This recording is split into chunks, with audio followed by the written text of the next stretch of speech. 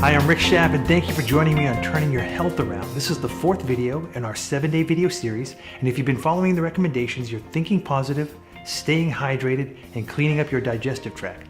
Everything is primed and ready for you to go to the next level, and that is getting the right nutrition into your body. But what the heck does that really mean? It seems like everyone has a different opinion on what that means today. Hippocrates was right when he said, "Let food be thy medicine, and medicine be thy food." The truth is that food can be either medicine or poison, and once you learn which is which, then only you can make the decision to choose healthy foods that will build you up or break you down. Decades of misleading marketing campaigns and conflicting dieting advice from healthcare professionals has left most of us absolutely dazed and confused. The truth is that greed has won. It has trumped logic, it has trumped science, and it has trumped the truth. As a result, our current food supply is very toxic on many levels. Now, unfortunately, I don't have time to address all those concerns in this video, but I think it's important to say this. We shouldn't be scared of our food. However, we should be aware of what the heck is in it. Now today, I'm going to focus on some guidelines to help you make better choices. You know, the biggest secret in dieting that most diet-related companies would never want you to know is that everyone's nutritional needs are completely different due to a host of genetic factors. Now this is why a one-size-fits-all diet will never work for everyone. That said, a diet that produces beneficial results for Larry may have no results for Mo, and that same diet may make poor Curly sick as hell. Now there are two things we burn as fuel, fat and sugar. Some people are good at burning fat and not so good at burning sugar, and vice versa. And then there are some that are good at burning both. To figure out what nutrients work best for your system is a little tricky, and one of the best ways I've found to figure that out is a science-based program called metabolic typing. And this is something I discuss in great detail in my 90-year challenge program. Now, another way to determine your nutritional needs is just to listen to your inner voice. In all honesty, there's no better guide or doctor for you than the one that exists within you. It is the same inner voice that leads an elephant to eat plants and a lion to crave meat. So how can we tap into this voice?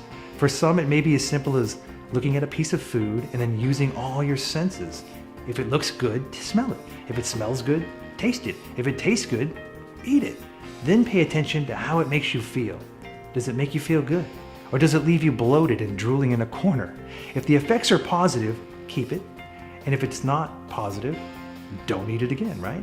Okay, here's something to think about. Over the next 12 months, 97% of your body will be recreated from everything you choose to eat and drink starting now. That said, you need to start asking yourself what kind of material you want to be made from. Remember, you are the foreman and you have the power to choose the raw materials you want your body to be made from, starting with your next meal. Now, it's important to note that you don't have to be super strict. Remember, it's not what you do every once in a while that matters. It's what you do every day that really counts. Spend 75% of your time making good decisions, and I guarantee you will make progress. It is important to realize that your blood is made from everything you eat and drink, and it provides the fuel all your cells need to do their job. So what do? Well, we start by eating organic as much as possible because these foods contain less chemicals and present less of a burden for our bodies to deal with. Added chemicals in food do absolutely nothing for us that is good. So eat as many natural foods as possible, unpackaged, uncanned, and free of as many chemical additives, preservatives, pesticides, and herbicides as possible. In regard to animal proteins and fats, consume meat and animal products like milk, butter, and eggs from animals that have been raised humanely and fed according to their nature. For example, eat cows raised organically on grass because that food will provide more nutrients and have less potential problems. Products from animals raised in overcrowded conditions on cheap corn and soy feed offer much less nutritional value and typically contribute to inflammation in the body. Eat only wild-caught fish, not farm-raised fish that are in crowded cages fed corn and chicken pellets or soy, and they were colored with chemical dyes to make them look natural.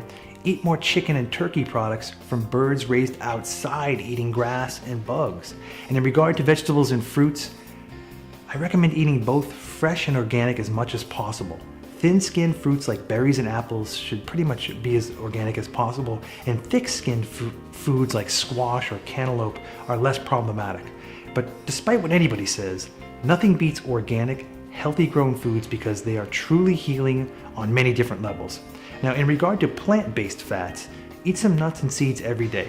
I eat a mixture of raw, dry, roasted, and sprouted whenever I can, and I stay away from nuts roasted in oils like corn, soy, cottonseed, or peanut oil. In general, olives are great, but just make sure they're not bathing in a bunch of chemical preservatives. Avocados can also be good as long as you metabolize fats well, because the fats in avocados are unstable and they can turn rancid in the body if they're allowed to hang around too long. So don't eat a lot at one sitting so that you metabolize it quickly. A coconut is awesome, and cooking with coconut oil or butter from grass-fed cows is the best choice in my opinion. Both are safe, nutritious, they hold up well under heat, and they both have many beneficial health properties to boot. Now, you can cook lightly with olive oil, but don't use it on high heat or for an extended period of time, because the fats will break down into trans fats and they become counterproductive. And just about all other cooking oils are going to pose some kind of a problem when you use them, so I pretty much only stick to coconut oil and grass-fed butter.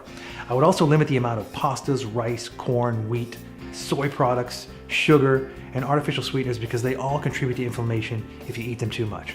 And when choosing carbohydrates, I like things like quinoa, sweet potatoes, wild rice, and oatmeal. And for sweeteners, I recommend stevia or a small amount of raw honey or molasses or coconut sugar, and I would avoid all artificial sweeteners, period.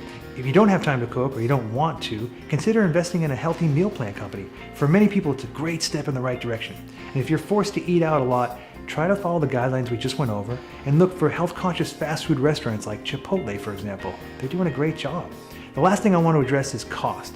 Many people look at the cost of organic foods and immediately dismiss them, but I would encourage you to change your mindset and look at them not as an expense, but as an investment in your health. Most of us don't bat an eye when we drop $12 on a cocktail at a bar, right? But when we see a dozen high-quality eggs priced at $6, we about lose our freaking minds. Look, in many ways, I think it's a much wiser choice to pay the health-conscious farmer now rather than a doctor later. Good quality food is probably the wisest investment you can make, and one that will help you and your family start turning your health around today.